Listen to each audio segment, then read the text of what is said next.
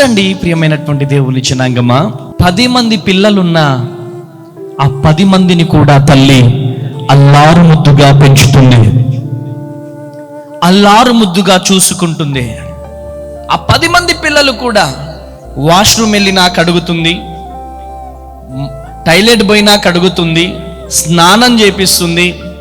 ఆ తల్లి మీద వామిటింగ్ అయి కక్కినా ఆ తల్లి సంతోషపడుతుంది. ఆ తల్లి మీద టాయిలెట్ పోసినా కానీ నా కొడుకు టాయిలెట్ పోస్తున్నారు, నా కూతురు టాయిలెట్ పోస్తుంది అని చెప్పి తల్లి మురిసిపోతుంది, తల్లి ఆనందపడుతుంది.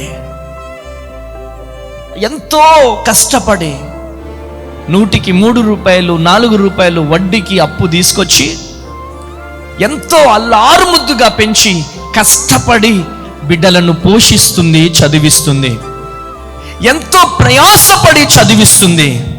కానీ ఆ 10 మంది పిల్లలను పోషించినటువంటి తల్లి, ఆ 10 మంది పిల్లలను అల్లారు ముద్దుగా పెంచినటువంటి తల్లి వృద్ధాప్యంలోకి రాగానే ఆ 10 మంది కలిసి కన్న తల్లిని చూసుకొని సమాజంలో మనమున్నాం.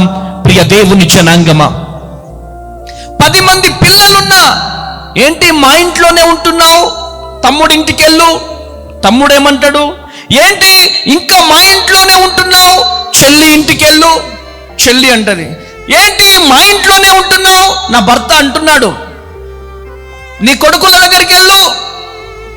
చూడండి, ఆ బిడ్డల కొరకు అల్లారు ముద్దుగా కష్టపడి నవమాసాలు మోసి కడుపు చీల్చుకొని కన్న బిడ్డలు ఇక్కడ నుంచి వెళ్ళిపో అంటే ఎంత నరకం అనుభవిస్తుందో ఆ తల్లి ఒక్కసారి ఆలోచించండి. ప్రియమైనటువంటి దేవుని జనాంగమా, 10 మంది పిల్లలను కూడా సమానంగా ప్రేమించింది ఆ తల్లి.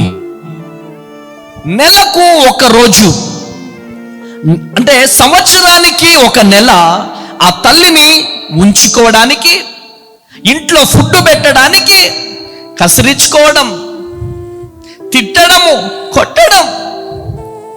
నాకు చాలా బాధ అనిపిస్తుంది ప్రియమైనటువంటి దేవుని జనాంగమా.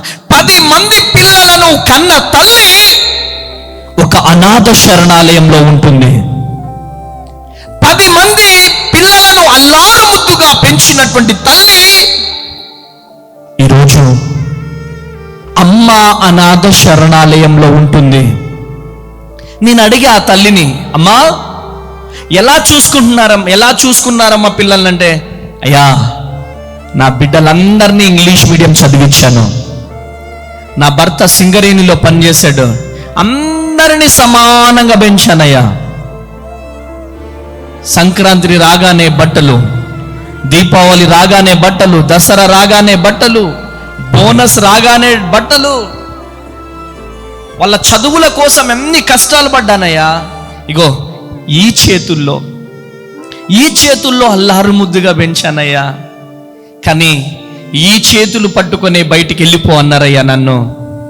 అయ్యా నన్ను ఇక్కడి నుంచి పంపకయ్యా, నేను ఇక్కడ మంచిగా బ్రతుకుతానయ్యా, మంచిగా ఉంటానయ్యా, నన్ను ఇక్కడి నుంచి పంపకయ్యా అని చెప్పి ఆ తల్లి ఏడుస్తుంది. ప్రియమైనటువంటి దేవుని జనాంగమా, ఎంత బాధాకరం అంటే, తల్లులు బ్రతుకున్నప్పుడు వీళ్ళకి విలువ అర్థం కాదు, కొన్ని అన్యవర్ణాల కారణాల వల్ల చనిపోయారనుకోండి, చనిపోగానే ఏదో ఏడుస్తున్నట్టుగా యాక్టింగ్, అయ్యో అమ్మా అయ్యో నాన్న అని ఏడుస్తున్నట్టుగా యాక్టింగ్ చేస్తారు.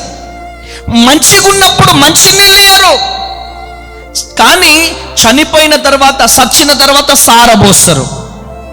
మంచిగా ఉన్నప్పుడు కొంచెం అన్నం పెట్టరు, కానీ తను చనిపోయిన తర్వాత మాత్రానికి ఊరందరిని పిలిచి భోజనం పెడతారు.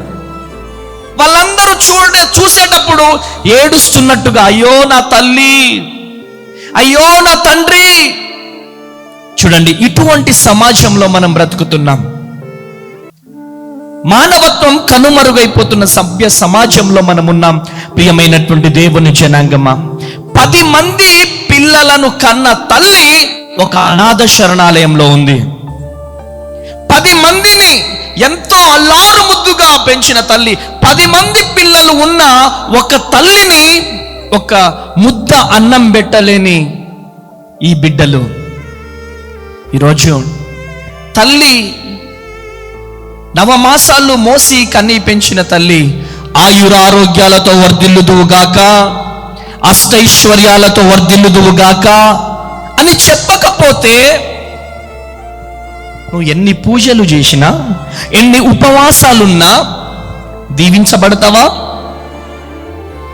ఆశీర్వదించబడతావా? నో, దీవించబడలేవు. ఈరోజు కన్న తల్లిదండ్రులను నిన్ను వలె నీ పొరుగు వారిని ప్రేమించు అని దేవుడు చెప్తున్నాడు. పొరుగు వారినే ప్రేమించమంటున్నాడు. అలాంటిది నీ తల్లిని, నీ తండ్రిని సన్మానించు అని దేవుని వాక్యం సెలవిస్తుంది. ఈరోజు తల్లిని సన్మానిస్తున్నావా? తల్లిని ప్రేమిస్తున్నావా? తండ్రిని ప్రేమిస్తున్నావా? దయచేసి ఈ మాటలు వింటున్న ప్రియ దేవుని జనాంగమా, చాలా బాధతో మాట్లాడుతున్నాను.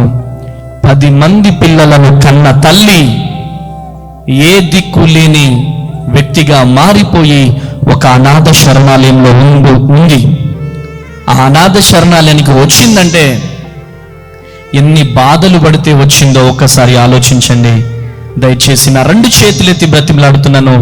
తల్లిదండ్రులను ప్రేమించండి, మీ జీవితాలలో ఆశీర్వాదాలు పొందుకోండి. దేవుని నామానికి మహిమ కలుగునుగాక.